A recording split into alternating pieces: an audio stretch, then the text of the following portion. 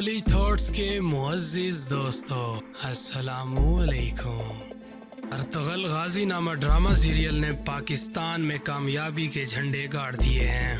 ہر سو اسی ڈرامے کے چرچے ہیں۔ ترکی میں بننے والے غازی ارطغرل نامی ڈرامہ کو قومی زبان میں ڈب کر کے پی ٹی وی پر دکھایا جا رہا ہے۔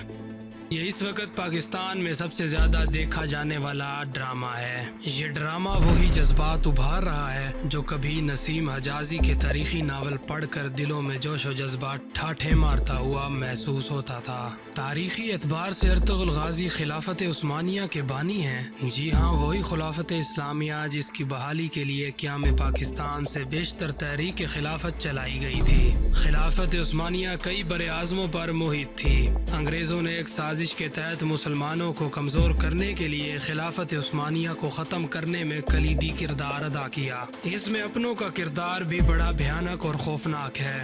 تاریخی اعتبار سے خلفائے راشدین کے بعد حضرت امیر معاویہ رضی اللہ تعالی عنہ کا دور سب سے مستحکم رہا۔ ان کے ٹھوس اور انقلابی اقدامات نے ایک جدید ریاست کے تصور کو اجاگر کیا۔ دنیا میں پہلا بحری بیڑا بھی حضرت امیر معاویہ رضی اللہ تعالی عنہ کے دور حکومت میں بنایا گیا۔ فتوحات کے لحاظ سے بھی ان کا دور اسلامی تاریخ کا سنہری دور کہا جا سکتا ہے۔ ان کے بعد خلافت بادشاہت میں تبدیل ہو گئی۔ موروثی بنیادوں پر خلیفہ کا چناؤ کیا جانے لگا۔ خلیفہ کسی کو جواب دہ نہیں تھا۔ بنو امیہ کے 90 سالہ دور حکومت میں حضرت عمر بن عبدالعزیز نے خلفائے راشدین کی یاد تازہ کر دی۔ انہیں اسی بنیاد پر 5واں خلیفہ راشد کہا جاتا ہے۔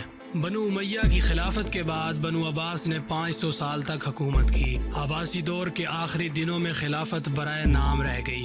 متعدد ممالک اور شہروں میں شاہی خاندان کے امراء اور طاقتور جرنیلوں نے اپنی اپنی حکومت کا اعلان کر رکھا تھا، جو اپنے آپ کو عباسی خلیفہ کا تابع فرمان قرار دیتے، لیکن اس کے باوجود مساجد میں خطبہ خلیفہ کے نام کا ہی پڑھا جاتا تھا۔ جب ہلاکو خان نے بغداد پر حملہ کر کے ظلم و بربریت کا بازار گرم کیا، بیشتر عباسی خاندان کے افراد شہید ہو گئے۔ اس طرح 5 صدیوں پر محیط عباسی خاندان کی حکومت کا خاتمہ ہو گیا۔ یہ عملی طور پر خلافت کا خاتمہ ثابت ہوا۔ اس کے کچھ عرصہ بعد مصر کے بادشاہ ہیرس نے واحد زندہ بچانے والے ایک عباسی شہزادے کو مستنصر باللہ کا لقب دے کر قاہرہ کا خلیفہ بنا دیا۔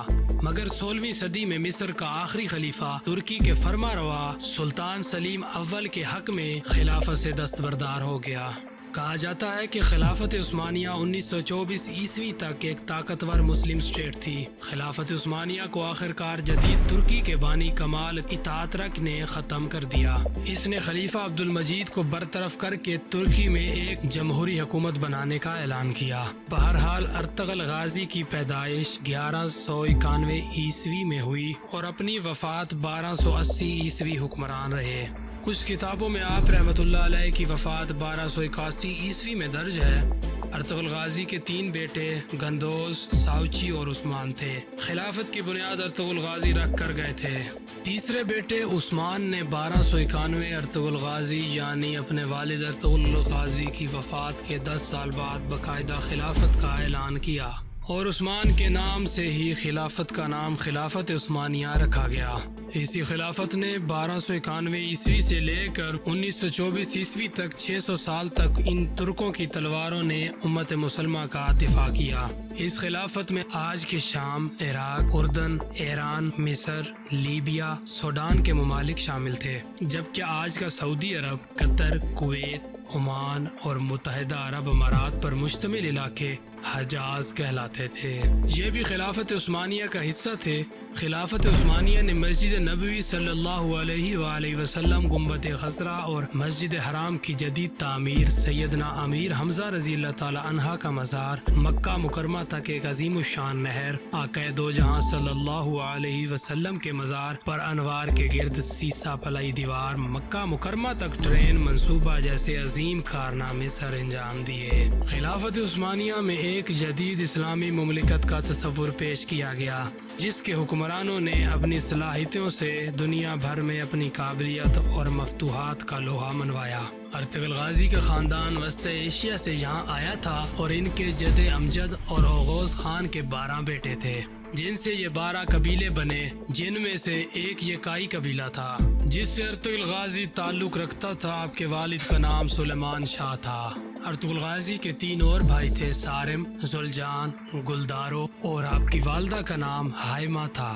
آپ کا قبیلہ سب سے پہلے وسط ایشیا سے ایران، پھر ایران سے اناطولیہ آئے تھے، منگولوں کی یلغار سے نمٹنے کے لیے، جہاں سلطان علاؤدین جو سلجوق سلطنت کے سلطان تھے، اور یہ سلجوق ترک سلطنت سلمان علیہ ارسلان نے قائم کی تھی، اور اسی سلطنت کا آگے جا کر سلطان علاؤدین بنے تھے۔ ناظرین گرامی، اسی سلطان علاؤدین کے سائے تلے یہ 12 قبیلے اوغوز خان رہتے تھے، اور اس کائی قبیلے کے چیف ارطغرل بنے۔ اپنے والد سلیمان شاہ کی وفات کے بعد سب سے پہلے اہلت آئے، پھر اہلت سے حلب گئے۔ 1232 عیسوی جہاں سلطان صلاح الدین ایوبی کے پوتے العزیز کی حکومت تھی، سب سے پہلے ارطغرل نے عزیز کو اس کے محل میں موجود غداروں سے نجات دلائی، پھر اس سے دوستی کی، پھر سلطان علاؤدین کی بھتیجی حلیمہ سلطان سے شادی کی، جس سے آپ کو 3 بیٹے ہوئے، جنہوں نے ایوبیوں اور سلجوکیوں کی دوستی کروائی۔ صلیبیوں کے ایک مضبوط قلعے کو فتح کیا جو حلب کے قریب تھا۔ اس کے بعد ارطغرل سلطان علاؤدین کے بہت قریب ہو گیا۔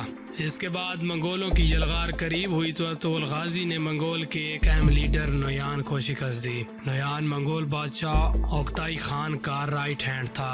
اوکتائی خان چنگیز خان کا بیٹا تھا، اور اس اوکتائی کا بیٹا ہلاکو خان تھا، جس نے بغداد کو اس قدر روندا تھا کہ بغداد کی گلیاں خون سے بھر گئی تھیں، درائے فرات سرخ ہو گیا تھا۔ اسی نویان کو شکست ارطغرل نے دی تھی، اور پھر ارطغرل غازی اپنے قبیلے کو لے کے سوغت آئے، بالکل قسطنطنیہ کے قریب، اور پہلے وہاں بازنطین کے ایک اہم قلعے کو فتح کیا، اور یہیں تمام ترک قبیلوں کو اکٹھا کیا، اور سلطان علاؤدین کے بعد آپ کے بیٹے ایاس الدین سلطان بن گئے۔